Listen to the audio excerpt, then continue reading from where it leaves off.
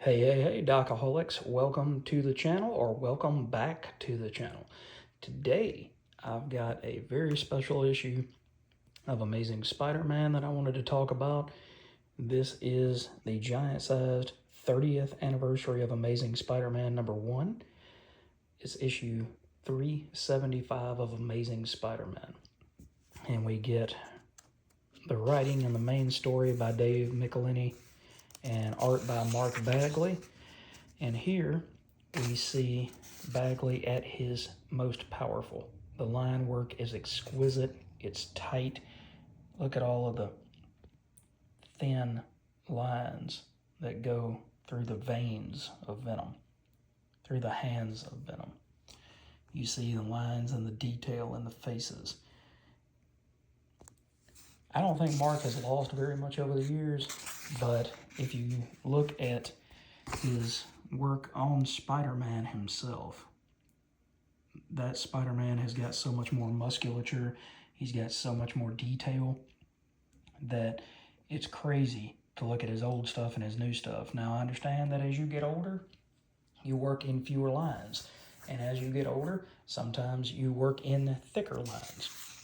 But this book was absolutely amazing. It was at a time where Dave Michelinie still had a lot of excitement, a lot of energy behind ASM.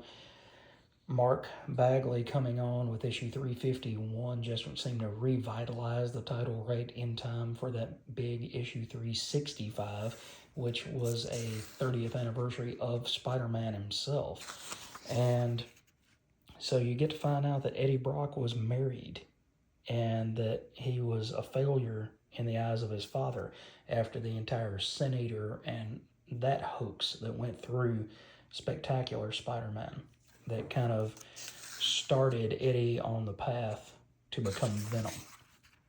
And Spidey goes to talk to Anne, who is Brock's ex-wife, and says, look, I've got to go save my parents, and she says, what can I do? And so she leaves, but she told Peter where he could find Venom, more than likely. And in the end, you get to see Venom with this really cool variation on his costume because they're in a amusement park and it's cold. It's in the dead of winter. And he says, as long as your parents were in that gulag, they were protected from you. But now, I have to protect them from you because you cause people to get hurt. You cause innocents to die, just like you destroyed my innocence. And unbeknownst to either one of them, you've got Silver Sable and the Wild Pack that are coming that way. And they end up hitting Venom with the sonic gun. And it causes Venom to just go into a berserker rage because he thinks that Peter got Annie to come and distract him. And Spidey's like, I didn't know anything about this. I had no idea this was coming.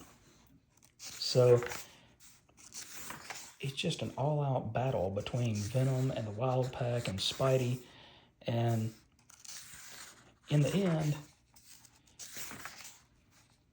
Spidey's like, okay, how do I find Venom? And he just smashes him through a carousel. He says, all right, now how do I make him go away? And he just keeps hammering on him until he's like, you know what? If the only way to get you off my back is to take you down for the count, then so be it. That's what I'm going to do. Well, one of Venom's old tricks that Dave Michelinie used to do and Todd McFarlane would do, occasionally as well, is that he would use the Venom symbiote to suffocate somebody. And so he wrapped Peter's head with the symbiote and starts smashing his head into the Ferris wheel. And Peter's like, I can't breathe. I barely have any air left, And then all of a sudden he's like, Mom, is that you? And fortunately, one of the Wild Pack hits Venom with the sonic gun and weakens him. But then at the same time, the Ferris wheel lets loose. And it's really great, even though that's really about the only time that we've seen Anne show up. She helps ground Eddie. He's like, well, I've got pretty much, I've got an appetite now that my other is recovered. And she says, blast it, they say you're crazy, but you've never been stupid. Don't you see what Spider-Man just did? And Eddie says he saved an innocent life, just like he always does, just like you do. And so Venom says, all right, let's make a deal. And he says, if I don't come after you, you don't come after me.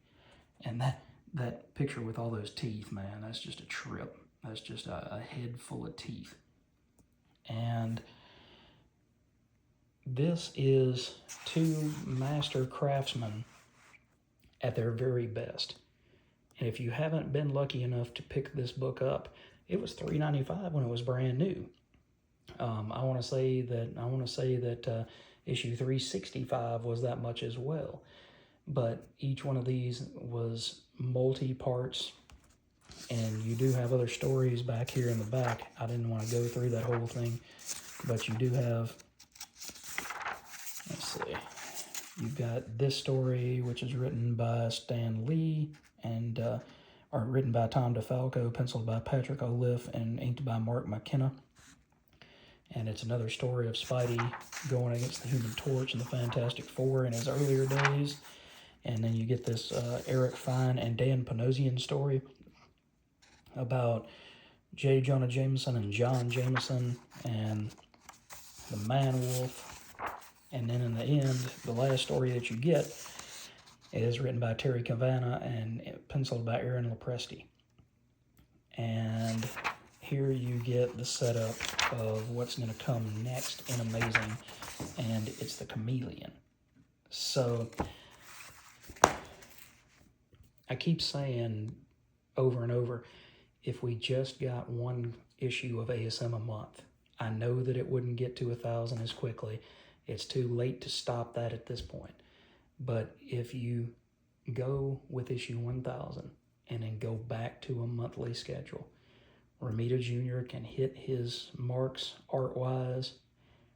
Pepe Larraz can come in every other issue or something like that. They can go back and forth, or Johnny Jr. can do a 4-issue story arc and then Pepe come in for 4 issues. However you want to do it. But my point is, in this fast-paced world, sometimes 2 issues, 3 issues, 4 issues, a weekly series is not inherently better just because you get more of the character than it is to only have 1 book a month. This book was the main high water mark at Marvel at this time. Spider-Man was and is Marvel Comics, just like Batman is DC, or in your opinion, Superman. But my point is, this was their flagship book, more so than Uncanny X-Men, more so than any of the other books. This was the book that everybody wanted to go pick up and go read and understand what was coming each and every month. And like I said, you had Mark Bagley, who at this point had only been on the title for 2 years. He would stay on the title for another 3 after this, almost 4. So go out there, see if you can do some dumpster diving, see if you can find this in a dollar bin somewhere. And if not, spend a little coin on it. It's not a super expensive book, but it is one that you will absolutely, absolutely love. So that is my thoughts and my review on Amazing Spider-Man issue number 375. Hope you guys enjoyed. I've got some more content coming up, and I'm about to go film it right now.